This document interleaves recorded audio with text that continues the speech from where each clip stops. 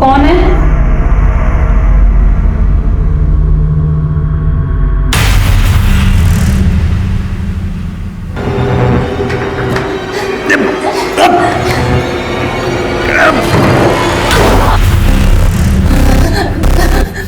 मुझे छोड़, मैं किसी को कुछ नहीं बताऊंगी। मैं किसी को कुछ नहीं बताऊँ, प्लीज मुझे जाने दो, मुझे छोड़। नमस्कार, आदाब। मैं inspector Adil Khan, crime petrol Dastak में आपका स्वागत करता हूँ। जिस औरत का कत्ल हुआ उसका नाम डॉली सिंह था, और डॉली का कत्ल इसलिए हुआ क्योंकि वो मुजरिम का कोई गहरा राज जानती थी, कोई ऐसा राज जो कई निर्मम हत्याओं की वजह बनने वाला था। डॉली ने इस दस्तक को महसूस भी किया था, और उसके कत्ल के बाद मुजरिम का ये राज ही रह गया। और हैरानी की बात यह थी कि डॉली की मौत के 2 महीने बाद भी उसके कत्ल के बारे में किसी को कुछ नहीं पता था। लेकिन डॉली का कत्ल इस केस का आखिरी चैप्टर नहीं था। अब हमारे सामने मुजरिम का एक ऐसा चैप्टर आया जो भयंकर खून खराबे की तरफ इशारा कर रहा था।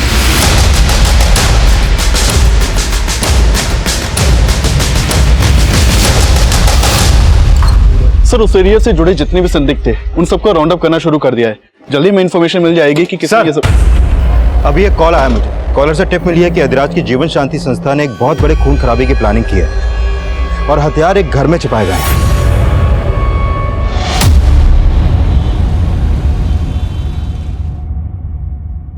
पूजा बेटा, ये देख। अरे भाई, लड़के तो सारे ही सही हैं। तुझे इनमें से कोई लड़का पसंद है तो बता, रिश्ते की बात चलाते हैं फिर। पापा, सच बोलूं तो मुझे इनमें से कोई भी लड़का पसंद नहीं। मैं बस इतना चाहती हूँ कि मेरा हस्बैंड एक गवर्नमेंट ऑफिशियल, स्टेबल जॉब और सिक्योर्ड फ्यूचर। That's it. शादी में बहुत दहेज देना पड़ेगा। हाँ, इसका भाई तो कुछ करता नहीं, सब माँ बाप को ही तो देना पड़ेगा। अरे माँ, तुम जाओ।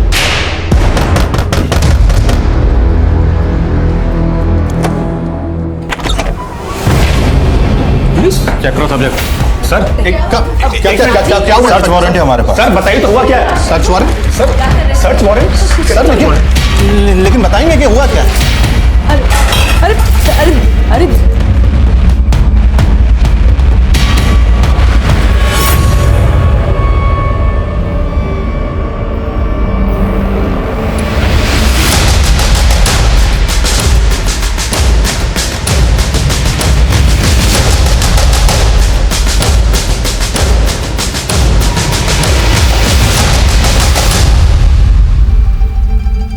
हमारी समझ में कुछ नहीं आ रहा है कि वो हथियार यहाँ कैसे आए।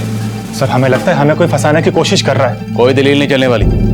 तुम लोग इस अधिराज के लिए काम करते हो ना? अधिराज नहीं, स्वामी अधिराज कहिए। उनका इसमें कुछ भी लेना देना नहीं है। वो गुरु हैं हमारे। गुरु की शिष्य के घर में बंदूकें क्या कर रही हैं? बंदूकें घर में नहीं, घर के पीछे मिली है। कोई भी आके छुपा सकता है। ये हमारे गुरुजी और हमारे परिवार को बदनाम करने की चाल है किसी की। शहर की सुरक्षा का मामला ऐसे नहीं जाने दे सकते। देखे मैंने। अरे कहाँ? हम लोगों ने कुछ नहीं किया। बुलाओ उनको।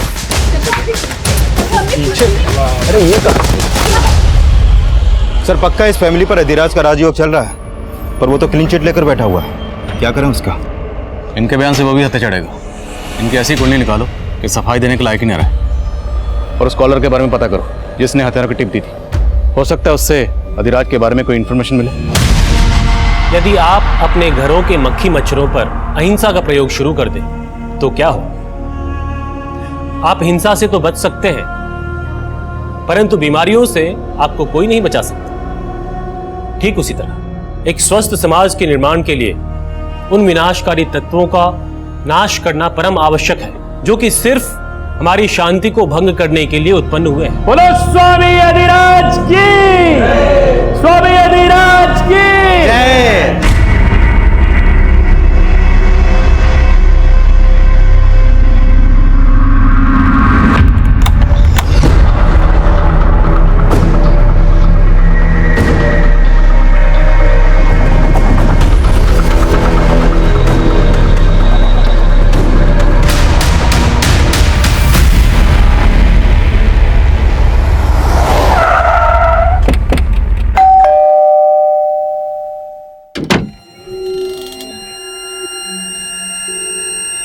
हमें रमेश शुक्ला से मिलना। जी सर बोलिए, मैं रमेश शुक्ला हूँ। रमेश जी, आपने जो फ़ोन करके हमें इन्फॉर्मेशन दी उसके लिए thank you very much. 1 minute sir, मैंने आपको कॉल किया? हाँ, आपने तो कॉल किया था मुझे। अच्छा बताइए कि आपको अधिराज की फॉलोअर फैमिली के घर में पिस्तौल्स होने की इन्फॉर्मेशन कहाँ से मिली थी? सर ये क्या बोल रहे हैं आप लोग, मेरी समझ में कुछ नहीं आ रहा है, और मैंने आपको कोई कॉल नहीं किया था। लेकिन मुझे जिस नंबर से कॉल आया वो आपके ही नाम पर इसी एड्रेस पर रजिस्टर्ड है। ये देखिए। सर ये एड्रेस तो मेरा है सर, लेकिन ये नंबर तो मेरा है ही नहीं। लेकिन रमेश जी, 15 दिन पहले ये नंबर आप ही के डॉक्यूमेंट से खरीदा गया। आप इस्तेमाल नहीं कर रहे तो कौन कर सकता है?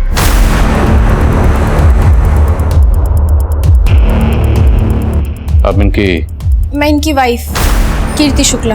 कीर्ति जी, आप जानते हैं इस नंबर के बारे में? नहीं सर, मुझे इस नंबर के बारे में कुछ नहीं पता। सर हो सकता है ये लोग अधिराज के डर से कुछ ना बोल रहे हो। यादव, ये नंबर 15 दिन पहले खरीदा गया। उसे सिर्फ एक कॉल किया गया और तुम्हें, उसके बाद से ये नंबर बंद है। मामला कुछ और है। तिवारी परिवार के खिलाफ कुछ मिला? सर मैंने चेक किया लेकिन अभी तक कुछ खास नहीं मिला है। और हाँ सर, तिवारी परिवार में वो माता जी निर्मला तिवारी, सिर्फ उनका ही अधिराज के आश्रम में आना जाना है, और वो भी मोबाइल यूज नहीं करती हैं। तो घर के पिछले हिस्से में हथियार हैं, ये सिर्फ निर्मला देवी को पता होगा या पूरे परिवार को? या कहीं ऐसा तो नहीं कोई वाकई उन्हें फंसाने की कोशिश कर रहा है? और ये रमेश और उसकी बीवी कुछ ठीक नहीं लग रहे, इनके बारे में पता करो। हो सकता है कुछ छुपा रहे हैं। सबूतों के अभाव में तिवारी परिवार को जमानत मिल गई, पर हमें लग रहा था कि तिवारी परिवार सिर्फ मोहरा था। असली गुनहगार अधिराज, जिस पर पहले भी हिंसा भड़काने के आरोप लग चुके थे, और अधिराज एक सफेद पोस्ट मुजरिम था। इसलिए बिना किसी पुख्ता सबूत के हम उसके गिरेबान में हाथ नहीं डाल सकते थे, और मामला नेशनल सिक्योरिटी का था।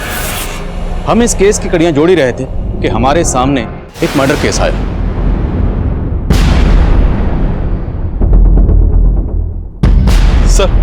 सर यहाँ आसपास के इलाके में कहीं भी सीसीटीवी नहीं है। लोगों से भी पूछताछ की लेकिन कुछ पता नहीं चल पाया। बॉडी को तालाब में फेंकने की कोशिश की गई होगी, लेकिन शायद ठीक से डंप नहीं कर पाए। ये देखो, कलाई पर टैटू है। आसपास के थानों में पता करो। हो सकता है किसी ऐसी औरत की मिसिंग कंप्लेंट फाइल की गई हो जिसमें इस टैटू का डिस्क्रिप्शन हो। Okay sir. Mishra sir, body को पोस्टमार्टम के लिए भेजो। Okay sir. गन वाले केस का क्या हुआ? अधिराज से कब मिल सकते हैं?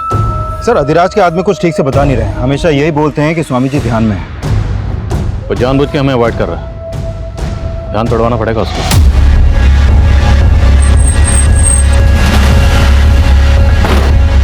कहिए। अधिराज से मिलना। स्वामी जी भोजन ग्रह कर रहे हैं, अभी किसी से मिल सकते हैं।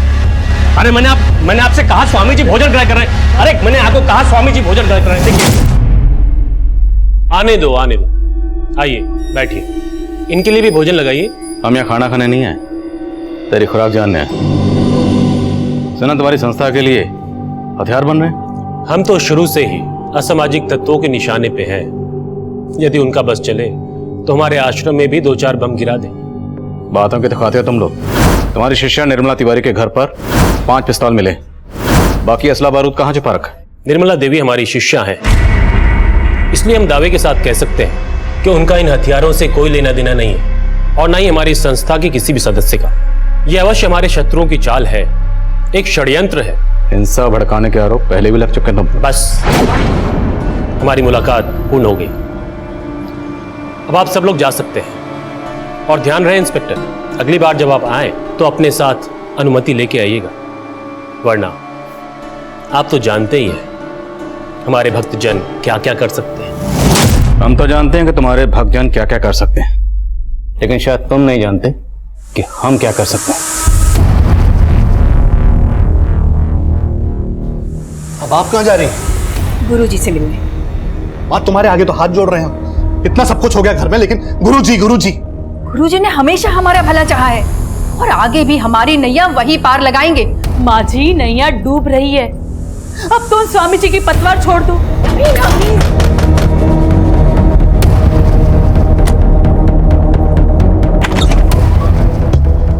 पुलकित जोशी, इंटेलिजेंस डिपार्टमेंट से। इंटेलिजेंस? देखिए, मैं जानता हूं कि स्वामी अधिराज की वजह से आप लोग पुलिस के रडार पे हैं, लेकिन अगर आप लोग हमारे साथ थोड़ा कोऑपरेट करेंगे तो मैं आपको इस मुसीबत से बचा सकता हूँ। सर जिस औरत की लाश हमें तालाब के पास मिली थी, कानपुर के किसी भी थाने में उसकी मिसिंग कंप्लेंट फाइल नहीं हुई है। कानपुर के बाहर पता करो। Okay sir. सर मैंने रमेश शुक्ला और कीर्ति शुक्ला इन दोनों के कॉल रिकॉर्ड चेक किए। सर इस कीर्ति शुक्ला का निर्मला तिवारी के पोते सुदीप से अफेयर का इंडिकेशन मिला है। मतलब तिवारी परिवार और शुक्ला परिवार में कोई ना कोई कनेक्शन जरूर है। रमेश शुक्ला के नाम से जो सिम खरीदा गया उससे ये टिप मिलना कि तिवारी परिवार के घर में हथियार हैं। इसका स्वामी अधिराज या उसकी संस्था से कोई ना कोई ताल्लुक जरूर है, जो ये दोनों फैमिलीज हमसे छुपा रही हैं।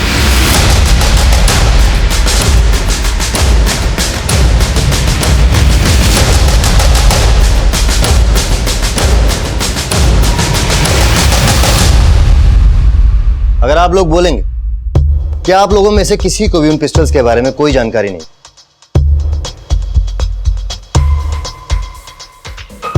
तो इस बात का विश्वास तो मैं भी नहीं करूं। लेकिन सर हकीकत तो यही है कि हमारा उन हथियारों से कोई लेना देना नहीं है। रमेश शुक्ला और उसकी बीवी कीर्ति शुक्ला, उनका किससे लेना देना? देखिए मैं अच्छी तरह जानता हूं कि आप लोग स्वामी अधिराज के राजदार हो और यहां आने से पहले आप लोगों के बारे में मैंने सारी इंफॉर्मेशन इकट्ठा की। अगर आप लोग किसी भी पचड़े में नहीं पड़ना चाहते तो जैसा मैं कहता हूं वैसे कीजिए। जब भी इस तरह के केसेस सामने आते हैं तो स्टेट पुलिस के अलावा सेंट्रल एजेंसीज की भी उन पर नजर रहती है। आईडी सेंट्रल गवर्नमेंट के लिए काम करती है, जो कभी कभी स्टेट पुलिस को बाईपास करके अपनी इन्वेस्टिगेशन करती है, जिसकी भनक हमें भी नहीं होती। पुलकित जोशी और तिवारी परिवार की मुलाकात के बारे में हमें कुछ नहीं पता था। दरअसल उस वक्त इस केस में ऐसा बहुत कुछ हो रहा था जो हमारी नजरों के परे था।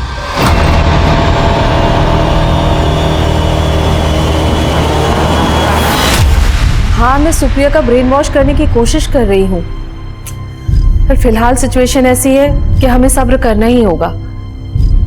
हाँ लेकिन मैं इतनी जल्दी उससे कैसे बात कर लूं? एक मिनट, दरवाजे पर कोई है, मैं बाद में बात करती हूँ।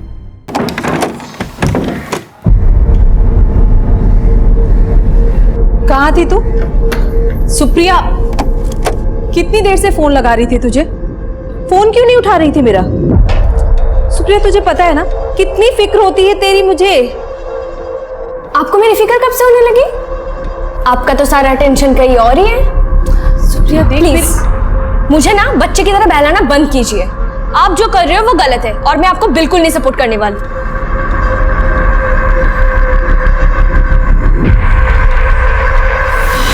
सर देखिए कोई गलत फहमी हुई है आपको।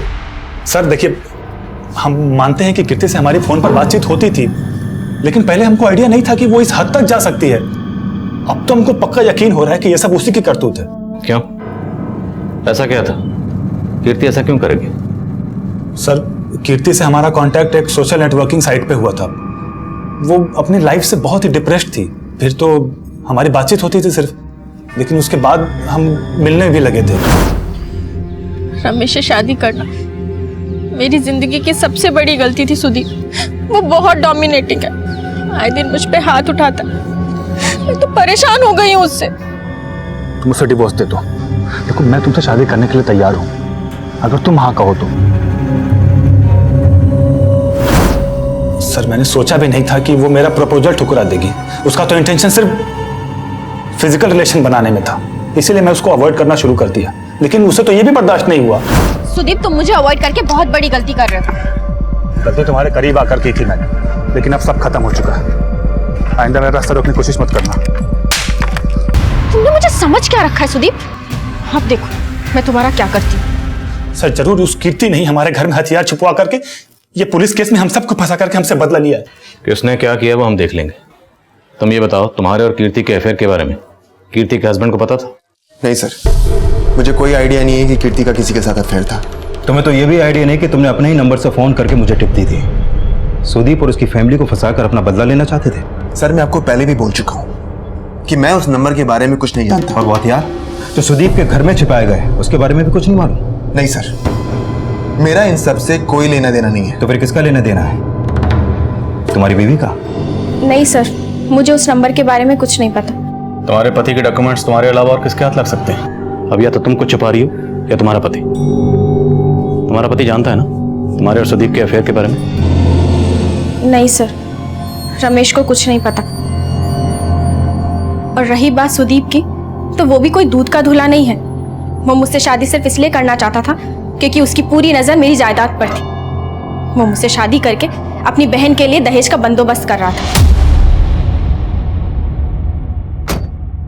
सर, ये रमेश भी अपनी बीवी के लवर से बदला लेने के लिए उसको फंसवा सकता है। और ये भी हो सकता है कि कीर्ति वाकई में सुदीप के लिए ऑब्सेस्ड हो, पर सुदीप ने उसे घास नहीं डाली, इसलिए उसने बदला लेने के लिए सोचा। हो सकता है सुदीप ऑब्सेस्ड हो, कीर्ति ने उसकी इंटेंशन भाप ली हो, और ये सुदीप कीर्ति को धमका रहा हो।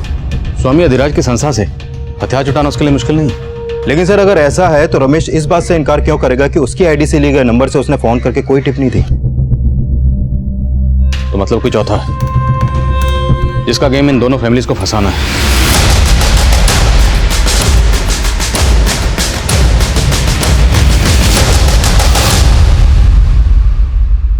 अरे तुम समझ क्यों नहीं रहे हो? कर तो रही हूं मैं कोशिश। ये सही समय नहीं है, हमें थोड़ा और वेट करना पड़ेगा। हाँ, 1 मिनट, बाद में बात करती हूँ। बाय। ये लीजिए। क्या है ये? इन पेपर्स में साफ लिखा है मैं अब इस घर की बराबर की हकदार हूँ। सुप्रिया, ये सब क्यों कर रही है तू? ये प्रॉपर्टी पापा की थी ना, तो उनके मौत के बाद आप अकेले तो मालिक नहीं बन सकती। आप मुझे मेरा हिस्सा दे दीजिए और अलग हो जाइए। कल्याण, गुरुजी, पुलिस अब सुदीप को तंग करने लगी है, आप कुछ कीजिए ना। आप हमारे सानिध्य में हैं। अपनी समस्त चिंताएं हमें दे दीजिए और निश्चिंत रहिए। परंतु स्मरण रहे, आपका समर्पण पूर्ण होना चाहिए। ऐसी कोई बात ना हो जो हमसे छुपी हो। कुछ तो ऐसा है जो आप छुपा रही हैं हमसे। गलती हो गई गुरुजी, बहुत बड़ी गलती हो गई। आप तो परम ज्ञानी हैं गुरुजी, आपको जानते हैं। हम आपको उस आईडी एजेंट के बारे में बताने ही वाले थे गुरुजी। ID agent? कौन आईडी एजेंट? देखिए, मैं जानता हूं कि आपकी दादी अधिराज के खिलाफ नहीं जाएगी और ना ही आपके परिवार में से कोई इसके खिलाफ जाएगा, और उसका खामियाजा आप अच्छी तरह भुगत चुकी हैं। पर हम गलत नहीं है। मैं जानता हूँ, लेकिन अधिराज 100% गलत है। देखिए, अभी तो उसका हथियारों का ही कनेक्शन आपके परिवार से मिला। अगर अब भी आप लोगों ने मेरी बात नहीं मानी तो आप लोगों को कोई बचा नहीं पाएगा। पर इसमें मैं क्या कर सकती हूँ? मेरी बात कोई नहीं सुनेगा। आपका घर इसी गली में है ना? जी। देखिए, सवाल सिर्फ आपकी बदनामी का नहीं है, नेशनल सिक्योरिटी का सवाल, जो मैं आपकी फैमिली से एक्सपेक्ट करता हूँ। क्या मैं आपसे एक्सपेक्ट कर सकता हूँ? मैं क्या कर सकती हूँ? अगर आप आईडी की मदद करेंगे तो मैं आपको जरूर बताऊंगा कि आपको क्या करना होगा।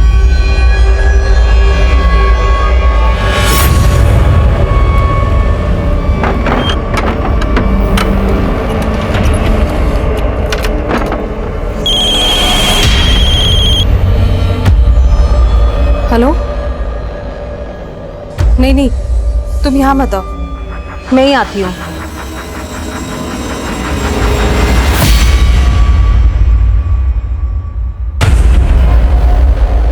सर, इस औरत की पोस्टमार्टम रिपोर्ट के मुताबिक इसकी उम्र 25 से 28 साल के बीच की होगी।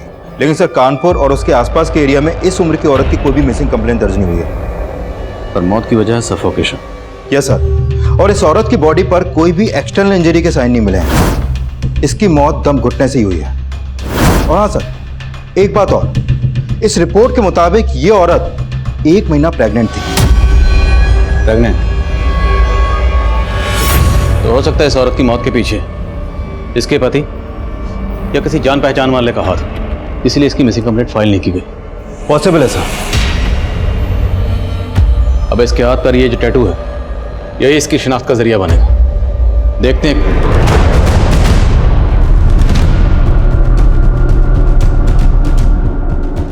आई थिंक ये टैटू मैंने कहीं और भी देखा है।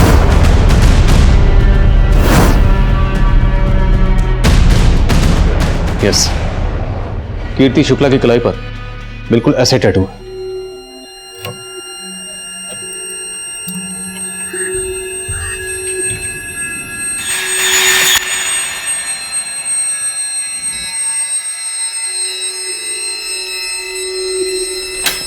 रमेश क्या ये सब?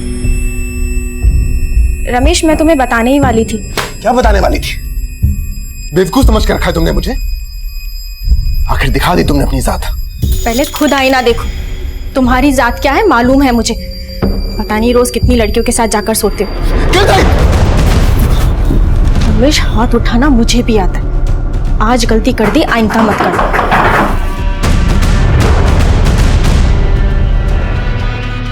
दरअसल ये लाश हमें एक तालाब के पास मिली। आप पहचानती हैं इसे? नहीं सर।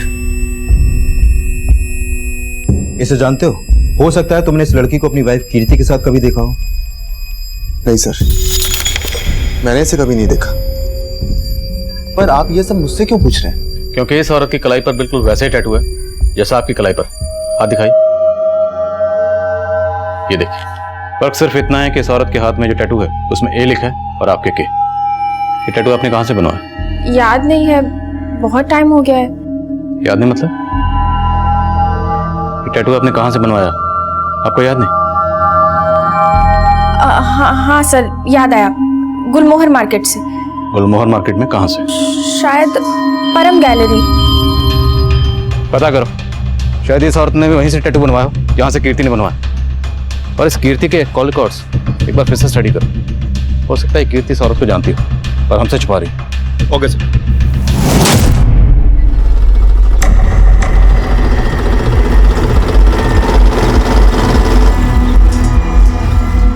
मुझे लगा नहीं था कि तुम आओगे, पर तुम तो देश की सुरक्षा को लेकर वाकई कंसर्न हो। देखिए, मुझे आपके इस मिशन में कोई इंटरेस्ट नहीं है। मैं आपसे सिर्फ इसलिए मिल रही हूँ क्योंकि मुझे अपनी फैमिली को इस सबसे बचाना है। लेट्स सी हमें कितनी सक्सेस मिलते। पर मुझे करना क्या होगा?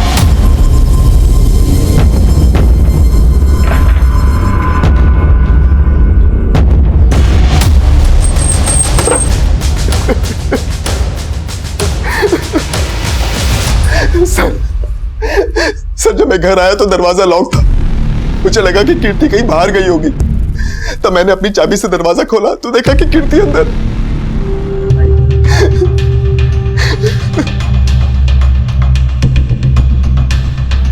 गोली आर पार हो गई। पॉइंट ब्लैंक रेंज से शूट किया गया।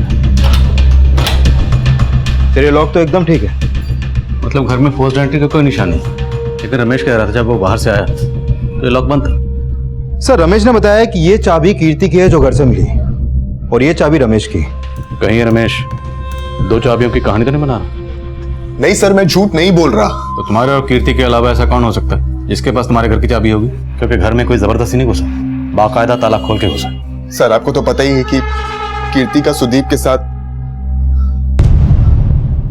सर, हो सकता है कि कीर्ति ने शायद सुदीप को घर की दूसरी चाबी दे रखी हो।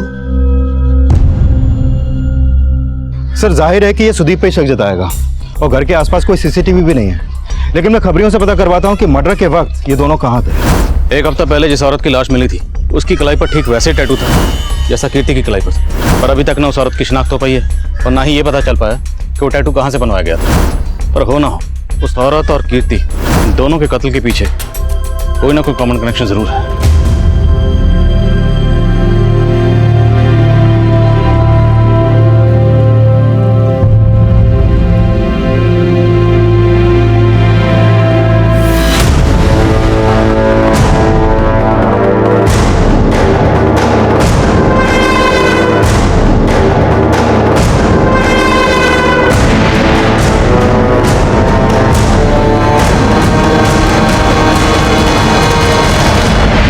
सर, मैंने 200 से ज्यादा फैमिलीज की लिस्ट बनाई है जो स्वामी अधिराज को काफी मानती है।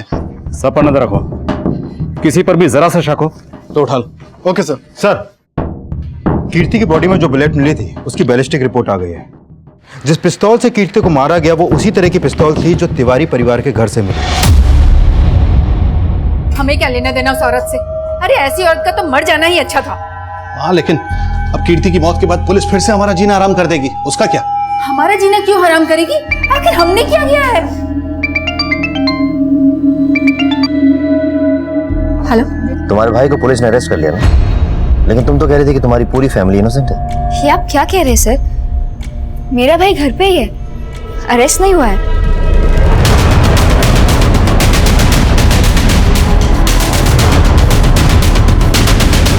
लेकिन सुदीप साहब, अरे अरे क्या हुआ? ये क्या कर रहे हैं आप लोग? कहाँ ले जा रहे हैं? कहाँ लेके जा रहे हैं साहब? अरे सुन,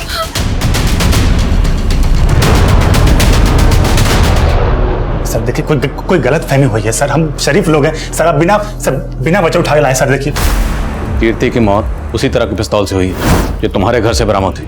उसको तुमने नहीं मारा तो किसने मारा? सर मुझे क्या पता होगा उसको किसने मारा है, आप लोग मुझे इस तरह से परेशान नहीं कर सकते। तेरी परेशानियां और बढ़ेंगी अगर सच नहीं बोलेगा। बोलो, वो बंदूकें तुझे स्वामी के लोगों ने दी थी? सर हम आपको पहले ही बता चुके हैं कि उन बंदूकों से मैं क्या, मेरा पूरा परिवार अनजान था सर। गुरुजी हमारे पोते सुदीप को बचा लीजिए गुरुजी, हम तो कुछ भी कर सकते हैं।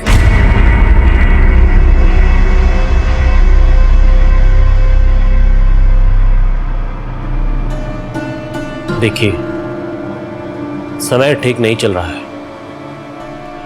हमारा सुझाव आपको यह है कि अपने समस्त परिवार को लेकर किसी दूसरे शहर चली जाइए। लेकिन गुरुजी सुदीप वो तो पुलिस हिरासत में है। उसको बाद में देख लेंगे, समय आने पर उसका उचित समाधान निकालेंगे हम, परंतु इस समय आप बाकी परिवार वालों को लेकर दूसरे शहर चली जाइए। जी गुरुजी। कीर्ति की बॉडी का पोस्टमार्टम करने वाले डॉक्टर का कॉल आया था। उनका कहना है कि कीर्ति भी 1 महीना प्रेग्नेंट थी, ठीक इस औरत की तरह। और सर इन दोनों औरतों के हाथ में एक ही पैटर्न का टैटू। सर आपका अंदाजा बिल्कुल सही था, इन दोनों मर्डर्स का लिंक कॉमन है। लेकिन कीर्ति प्रेग्नेंट है, ये बात उसके पति रमेश ने हमसे क्यों छुपाई? सर मैंने रमेश से पूछताछ की थी, उसका कहना है कि उसने बात इसलिए छुपाई क्योंकि उसे लगता था कि कीर्ति के पेट में जो बच्चा था वो उसका नहीं बल्कि सुदीप का था। सर वो रमेश झूठ बोल रहा है। अरे मेरा तो कीर्ति से 2 महीने पहले ही ब्रेकअप हो गया था, तो उसके पेट में 1 महीने का बच्चा वो मेरा कैसे हो सकता है? सर ये अधिराज का चेला है, इतनी आसानी से नहीं उगलेगा। सर एक काम करते हैं, इसका डीएनए मैच करवाते हैं कीर्ति से और उस औरत से जिसकी लाश हमें तालाब के पास मिली थी, और रमेश से भी। क्या पता भाई कोई कहानी बना रहा हूँ। यादव, हो सकता है इन दोनों के अलावा ये कोई तीसरा ही हो जो ये सारा खेल खेल रहा है, क्योंकि रमेश की आईडी से जो सिम खरीदा गया था उससे वो कॉल हमें किसने किया था ये अभी तक पता नहीं चला। अब ये अधिराज का दुश्मन है, सुदीप का या रमेश का, ये भी क्लियर नहीं है। पर ये कॉलर जो भी है उसका कीर्ति से और उस औरत से जिसकी लाश हमें तालाब के पास मिली, उन दोनों से कोई कनेक्शन जरूर है जो फिलहाल हमें नजर नहीं आ रहा।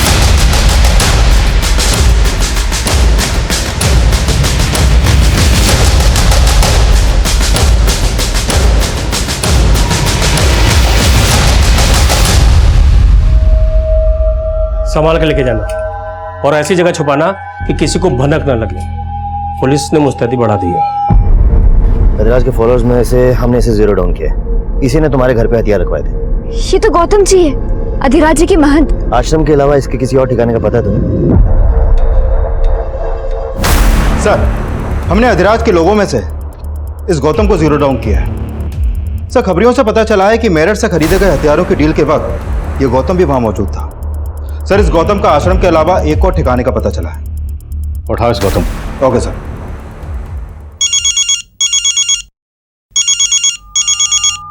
हाँ पांडे,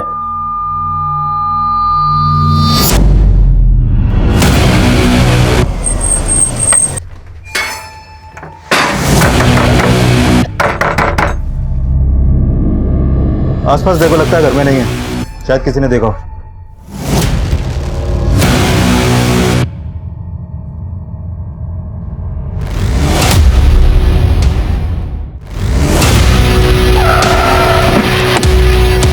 सर इनका एक पड़ोसी इनसे मिलने आया था।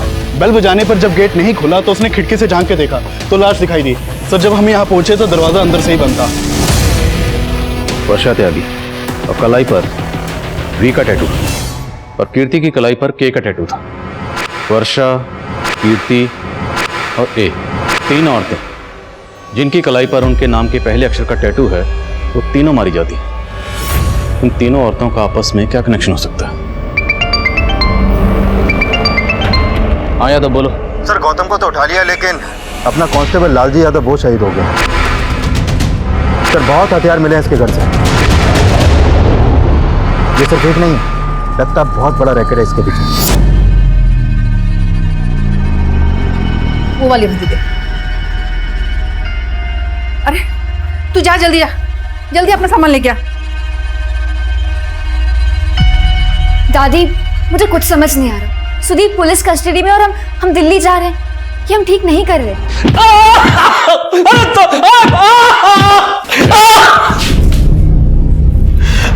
अब बोलेगा? बोल किसने मारा? मानते हैं कि उस हवलदार को हमने मारा साहब, लेकिन उस औरत को नहीं मारा साहब। बोल किसने मारा? इन औरतों के पेट में किसका बच्चा था? तेरा या तेरे स्वामी का? नहीं स्वामी जी का और ना ही हमारा। ये जो 3 औरतें मारी गई हैं ना, इन तीनों की कलाई पे टैटू बनाओ। इस टैटू का तुझसे या तेरे उस स्वामी से क्या ताल्लुक है? बोल। ADK कोड है कोई? क्या मतलब है इसका? हमें नहीं मालूम ये क्या है, और इन औरतों से हमारा कोई संबंध नहीं है, और हमने इन्हें नहीं मारा है सर। तेरे घर में जो बंदूकें मिली हैं वो दिवाली पे आतिशबाजी के लिए रखी थी, ऐसे नहीं मानेगा। वॉश करो जरा इसे।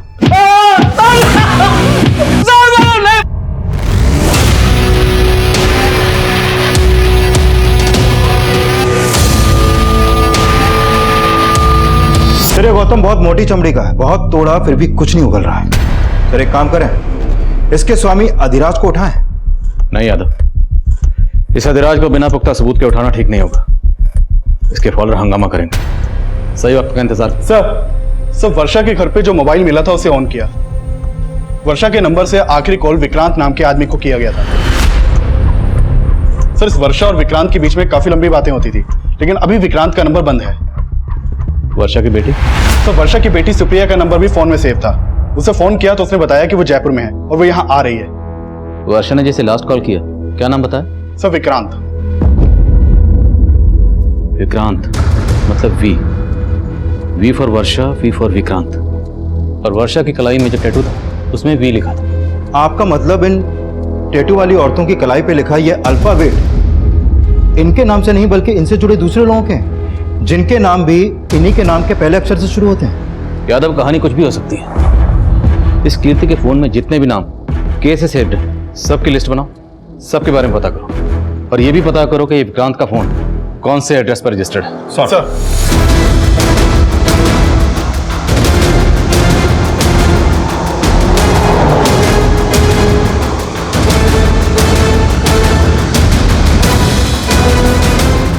Hello, Kanpur airport.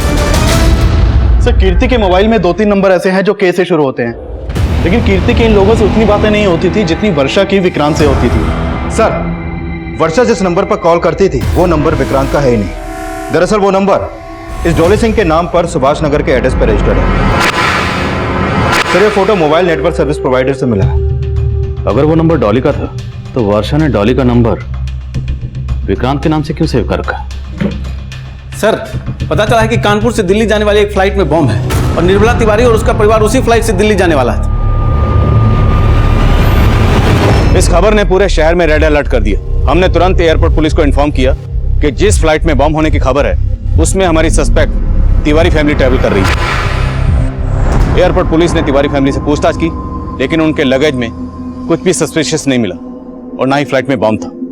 Flight cancel हो गई और तिवारी परिवार को रिलीज कर दिया गया। लेकिन हम अभी ये जानना चाह रहे थे कि तिवारी परिवार ने अचानक दिल्ली जाने का प्लान क्यों बनाया? क्या गौतम जी को आपने हथियारों के साथ पकड़ा? हथियार तो आपके यहाँ से भी मिले थे, फिर हैरान होने का इतना नाटक क्यों कर रही हैं? नाटक नहीं कर रहे थे साहब। गौतम जी को हम गुरुजी की तरह ही मानते थे और हमको कुछ नहीं पता है।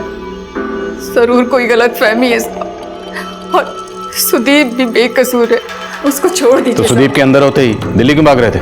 भाग नहीं रहे थे साहब, वो तो गुरुजी ने कहा था इसीलिए जा रहे थे। पूजा ने कहा था मत जाओ, लेकिन पूजा कहाँ? सर वो एयरपोर्ट में पूछताछ हुई थी ना हम लोगों से, वो पहले फ्री हो गई तो पहले निकल गई थी, पर अभी तक घर नहीं आई सर। घर नहीं? मत। हाँ यादव बोलो। सर सुभाष नगर थाने से पता चला है कि डॉली सिंह की मौत तो 2 महीने पहले ही हो चुकी है। सर 2 महीने पहले डॉली की लाश उसके घर के बाथटब में ही मिली थी और इसकी कलाई पर भी सेम इसी पैटर्न का टैटू था।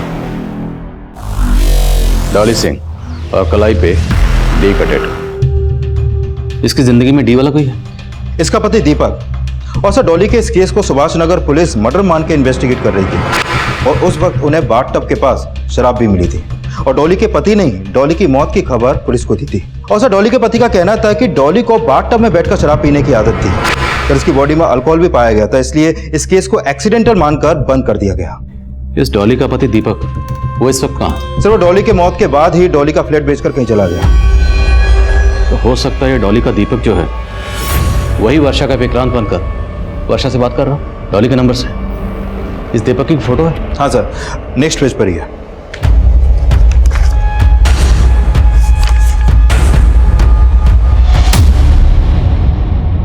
सर मैंने मम्मी को बोला था कि अब विक्रांत से दूर रहो, वो अच्छा आदमी नहीं है, पर मम्मी उससे शादी करना चाहती थी, इसीलिए मैं मम्मी से दूर रहने लगी थी।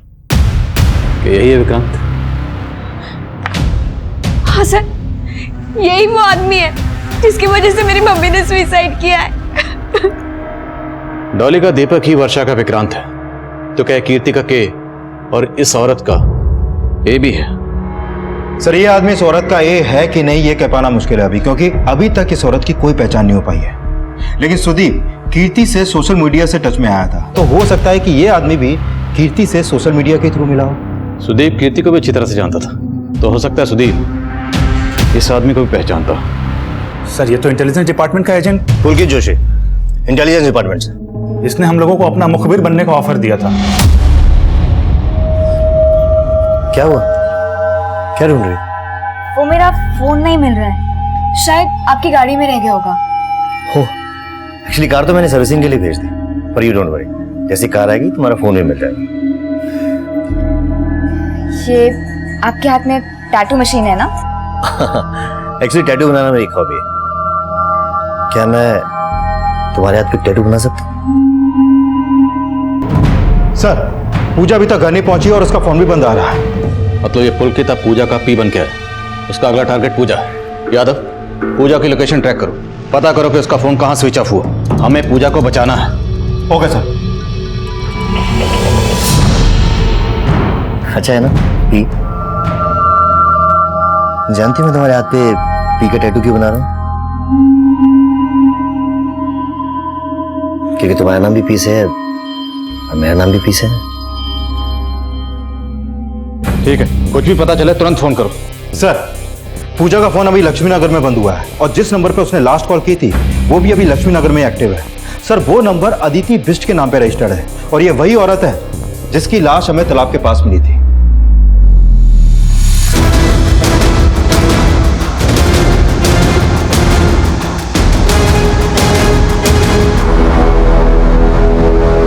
It means you love me.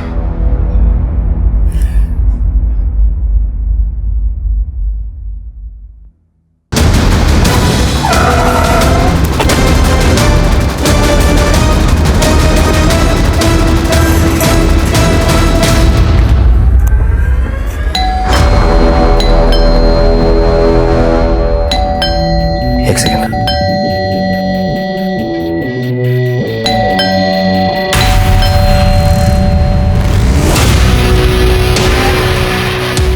Vijay gun लीजिए, गन लीजिए।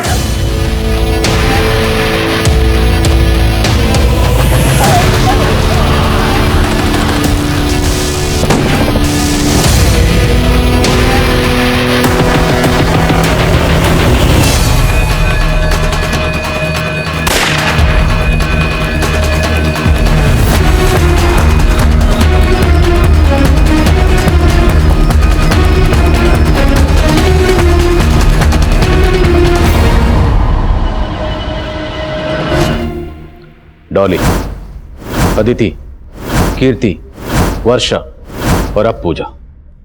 और कितनी लड़कियों की जिंदगी बर्बाद की तूने? 4 और, लेकिन उन्हें मारा नहीं था, मैंने छोड़ दिया था। और डॉली को उनके बारे में पता चल गया था, वो मुझे अंदर करवाना चाहती थी, इसलिए मैंने उसे ऊपर पहुंचा दिया। फिर डॉली के घर पे कब्जा करके उसे बेच दिया। अदिति को भी इसी मकसद से मारा? अदिति का तो अमन था, बहुत प्यार करती थी मुझसे, उसे मारना नहीं चाहता था, लेकिन वो बेवकूफ हमारे प्यार की निशानी चाहती थी। बच्चा, एंड आई हेट किड्स। और वर्षा से मैं उसका घर हासिल करना चाहता था, लेकिन वो अपनी बेटी के कारण शादी के लिए रेडी नहीं हो रही थी। और जब मुझे पता चला कि उसने अपना घर अपनी बेटी के नाम कर दिया तो छोड़ दिया मैंने उसे, मारा नहीं। और उसकी मौत का जिम्मेदार तू ही है, तेरी वजह से डिप्रेशन में गई। और उसने सुसाइड कर लिया। कीर्ति की जिंदगी में कैसे दाखिल हुआ? उससे मैंने सोशल मीडिया पे दोस्ती की, कमल बन के, और वो मेरे प्यार में सेंटी हो गई। और उसने मुझे सुदीप के बारे में सब कुछ बता दिया, और पूजा के बारे में भी, जिसकी शादी की दहेज के लिए सुदीप कीर्ति को फंसा रहा था। और फिर मैंने पूजा का मैट्रिमोनियल प्रोफाइल देखा। उसे देखती तो मैं उसके प्यार में पागल हो गया। पूजा की विश थी कि वो किसी गवर्नमेंट ऑफिशियल से शादी करे, और पता चला कि उसकी दादी अधिराज की परम भक्त है। फिर मैंने एक प्लान बनाया पूजा की जिंदगी में दाखिल होने का।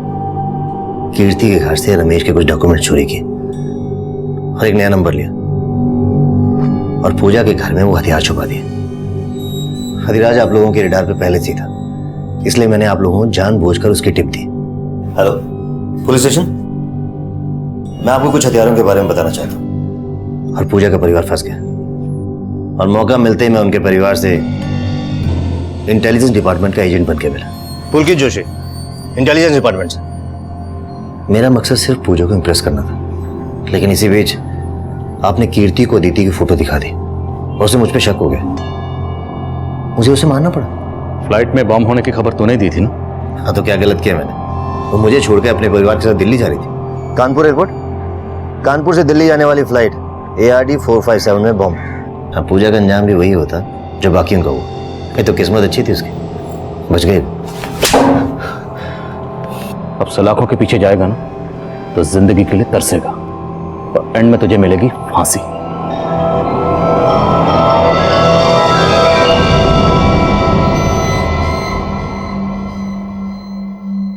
हमारे सपने भी कभी कभी दूसरे के जुर्म की दस्तक बन सकते हैं। ऐसा ही कुछ इस केस में भी सामने आया था, और उस जुर्म ने दस्तक दी थी जब पुलकित जोशी नाम रख के एक मुजरिम फेक आईडी एजेंट बन के तिवारी परिवार से मिला था, और तिवारी परिवार ने हमसे वो बात छुपाई, और उस मुजरिम ने ऐसा शातिर जाल बिछाया कि तिवारी परिवार को इस बात की भनक तक नहीं लगी कि उनकी बेटी पूजा लगातार एक खूंखार मुजरिम से मिल रही थी। ये तो गनीमत थी कि वक्त रहते हम पूजा को बचा पाए, वरना पूजा का भी वही अंजाम होता जो डॉली, कीर्ति, अदिति और वर्षा का हुआ। लेकिन स्वामी अधिराज और उनकी संस्था का इन जुर्मों से कोई ताल्लुक नहीं था। उनकी संस्था से जुड़े गौतम ने संस्था के बाहर रहकर हथियारों की खरीद फरोख्त की थी। वो अब न्यायिक हिरासत में है, और कई नाम रखने वाले पुलकित जोशी का असली नाम जगबीर सिंह है। उस पर हत्या, धोखाधड़ी और आपराधिक साजिश का मुकदमा चल रहा है, जिसका फैसला आना भी बाकी है। अब मैं आदिल खान आपसे इजाजत लेता हूं। आपसे फिर मुलाकात होगी एक नए केस के साथ। तब तक देखते रहिए क्राइम पेट्रोल दस्तक। मकसद बताना नहीं, बचाना है।